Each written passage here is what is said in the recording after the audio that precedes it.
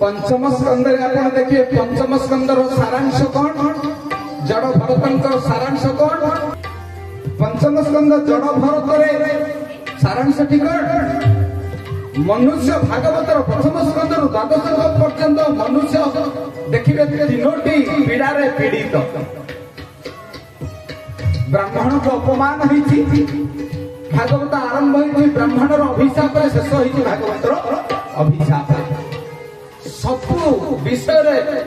ब्राह्मण को नहीं कथा वस्तु उपजीव्य होती कामिनी कांचनर मोहरे उद्वेलित दुरांत मनीष होती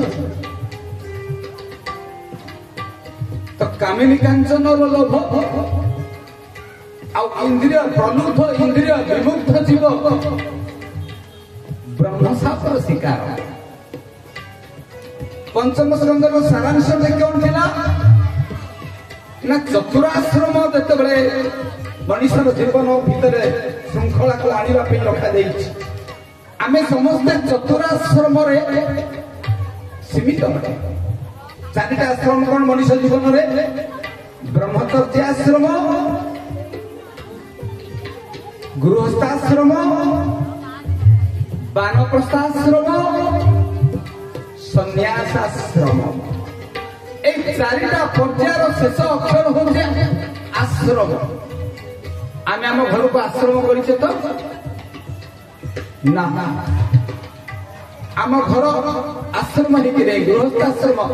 आम एमती घर करवा से घरटा जो आश्रम हो भगवान आसवे आम घर आश्रम नहीं आम घर गोटे नरकपुर पलटि एकविंश शताब्दी तथा कथित पार्थिव प्रलुब्ध विमुग्ध स्थूल देही मनीष तार अमृतमय संसार को तार वैकुंठमय संसार को विषाक्त करिछि नरकमय करि दैछि तो मनीष कहीं विपथगामी हुए ना जितेबाला मनीषर समग्र जीवन को चारोटी आश्रम श्रृंखलित भाव ऋषि मुनि मैंने सारणी कले जितेबाला मनीष से आश्रम अवमानना करे से तो से दुख पाए पंचम स्कंदर कौन ओलम विलम होता ना राजा भरत ऋषभंकर पुत्र तुम्हें बुढ़ा हेल जो 60 वर्ष हो गला तुम्हें से वानप्रस्थी जीवन यापन करने चिंता कर तुम पुओ को बाहा कल बहु बनिल नातु नातुणी देखिल एवं तुम स्त्री को पिला जिम्मा दे तुम्हें एबे वानप्रस्थाश्रम जीव कि कौन कल पत्नी बेसी पुत्र पासे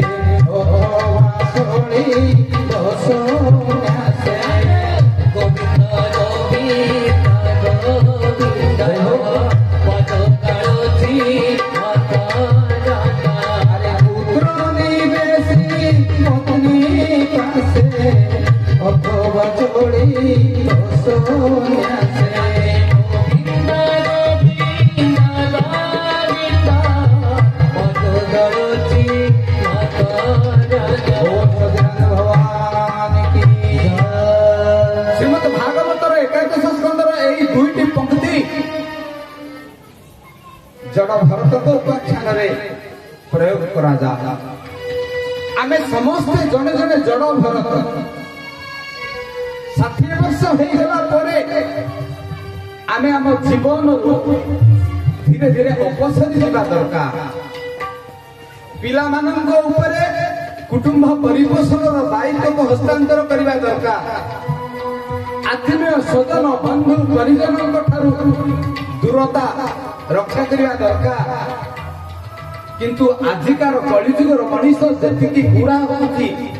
लोभ आसूची चाकरी रिटायरमेंट पर राजनीतिर जटिल पंक्तिर जाल भितर आबद्ध होती जो समय संसार वैराग्य आसवा कथा जो समय ता मन भितर संसार प्रति विराग आसवा कथा से समय ता मन भितर संसार प्रति अनुराग जमाट बांधुची बेसी बेसी काम क्रोध लोभ मद मोह माश्चर्य निजको जारी पड़ी दउची बुढ़ा जेतिक होगी मनीष सेतिक लोभ ताको ग्रास करुछि कहीं भागवत एकादश स्कंद यही कथा आसिले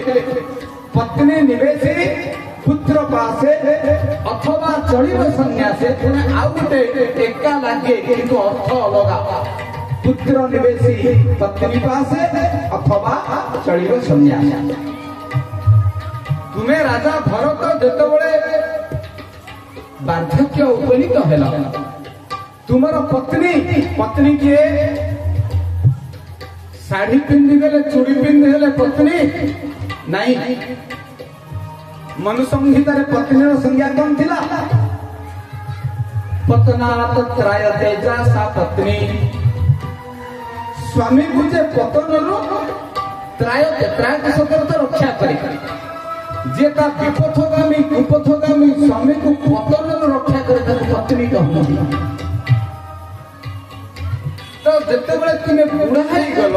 परिणत बयसर पदार्पण कल से निजर पत्नी सुरक्षा तुम्हें तुम पत्नी को पुओ पाखरे पुओ बोहू पाखरे सीमा देकी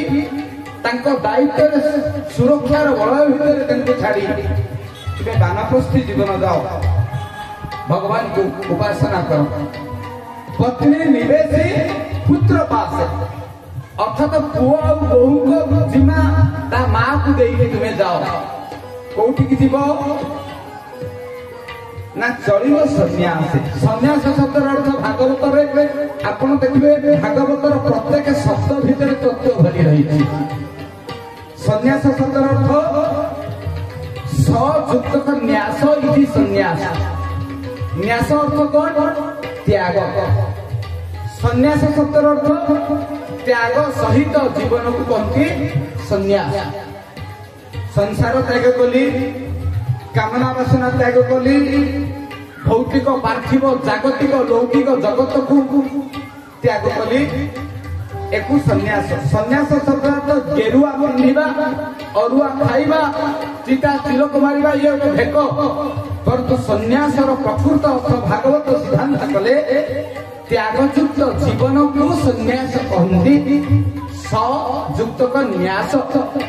किंतु आमे सेया कि आमे सन्यासर खोलपा पिंधे सन्यासर खोलपा भितरे आमे गोटे भोग सर्वस्व जीवन को आपणार करी निये ये सन्यास नुहे कारण ए संसार को सबु बेने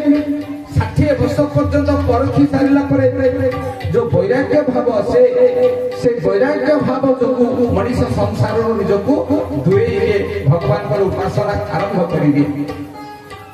पत्नी निवेशी पुत्र पास